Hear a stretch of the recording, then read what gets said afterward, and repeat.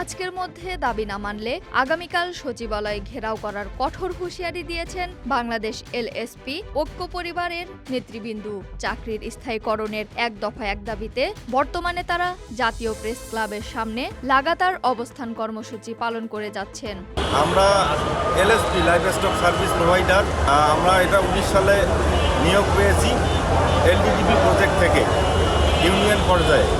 Live stock যে পেশাটা আছে আমাদের, লাইভ স্টক যে কাজ করি আমরা এলডিডিবি প্রজেক্টে লাইভ স্টক সার্ভিস প্রোভাইডার, আমরা প্রত্যন্ত গ্রাম অঞ্চলে দীর্ঘদিন কাজ করেছি এই প্রজেক্টে। আমরা দক্ষ জনবল, আমরা লাইভ স্টকে দীর্ঘদিন কাজ করেছি। আমরা বিভিন্ন ট্রেনিং, বিভিন্ন ধরনের ভ্যাকসিনেশন, এই জাতীয় কার্যক্রমগুলো করেছি।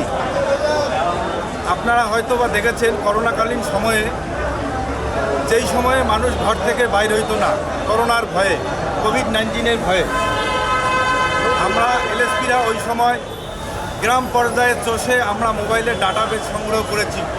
12 দিন থেকে ঢাকা প্রেস ক্লাবের সামনে অবস্থান কর্মসূচি করেছি আমরা আমাদের ইউনিয়ন ভিত্তিক চাকরি স্থায়ীকরণের জন্য।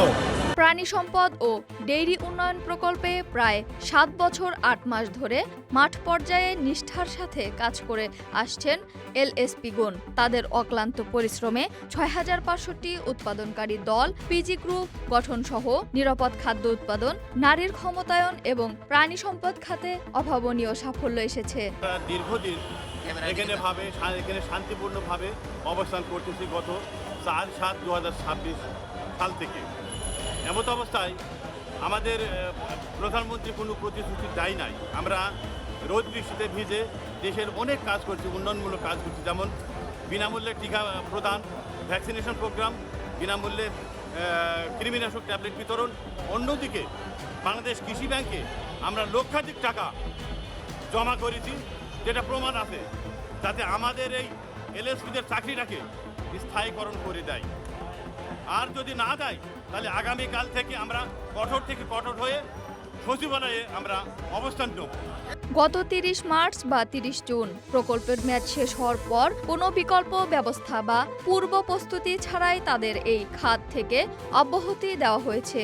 হঠাৎ এমন সিদ্ধান্তে হাজার হাজার দলকর্মী বেকার হয়ে মানবেতর জীবনযাপন করছেন। গত 5ই আগস্ট থেকে আমাদের অন্বেষণ চলছে এখান থেকে জাতীয় প্রেস ক্লাবের সামনে। আমরা ধৈর্য ধরে এতদিন থেকে এখানে আমরা সবাই মিলে অন্বেষণ করতেছি। সারা বাংলাদেশ থেকে 4200 এলএসপি সবাই এখানে আসছে, কিন্তু আমাদের ধৈর্য ধরে অবস্থান করতে করতে আমার ধৈর্য ভাঙে গেছে।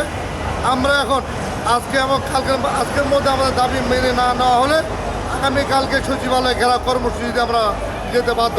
আন্দোলনকারীরা জানান, ইতিপূর্বে তাদের ন্যায্য দাবির বিষয়ে ঢাকা জাতীয় প্রেস ক্লাবে 3 বার সংবাদ সম্মেলন এবং প্রাণী সম্পদ অধিদপ্তর ও প্রেস ক্লাবের সামনে 9 বার মানববন্ধন ও অবস্থান কর্মসূচি পালন করা হয়েছে।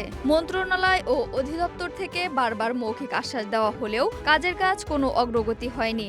বাধ্য হয়ে গত 5 জুলাই থেকে তারা লাগাতার অবস্থান কর্মসূচি চালিয়ে যাচ্ছেন। 2019 সালে আমরা নিয়োগপ্রাপ্ত এলডিডিবি প্রকল্পের মাধ্যমে প্রায় 4200 এলএসপি।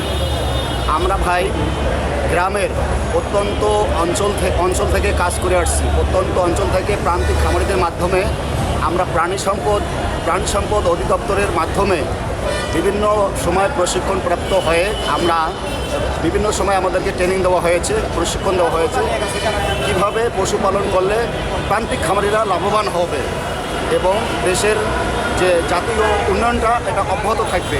এই বিষয়ে আমরা কিন্তু বিভিন্ন সময় প্রান্তিক খামারিদের মাঝে গিয়েছি। সংগঠনের পক্ষ থেকে পরিষ্কার জানিয়ে দেওয়া হয়েছে, অবিলম্বে বয়স শিথিল করে এবং কোনো ধরনের শর্ত ছাড়াই তাদের রাজস্ব খাতে মাস্টাররোল বা ইউনিয়ন ভিত্তিক স্থায়ী কর্মস্থানের স্থানান্তর করতে হবে। মাস্টাররোল বা ইউনিয়ন ভিত্তিক স্থানীয় কর্মসংস্থানে স্থানান্তর করতে হবে।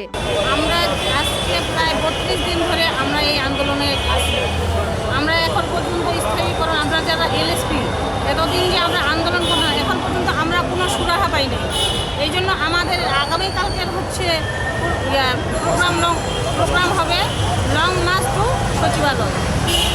এখানে হয় আমাদের দাবি মানবে, নতুবা আমরা জীবন আন্দোলন দিয়ে চলে যাব। এটাই হলো আমাদের লং মার্চ টু সচিবালয়, কালকের হচ্ছে আমাদের প্রোগ্রাম। আজকের মধ্যে এই দাবি মেনে না নেওয়া হলে আগামীকাল সচিবালয় ঘেরাওয়ের মতো কঠোর কর্মসূচি ঘোষণা করা হবে বলে হুঁশিয়ারি দিয়েছেন আন্দোলনরত নেতারা। ইসরাত জাহান ইমু, ঢাকা এক্সপ্রেস।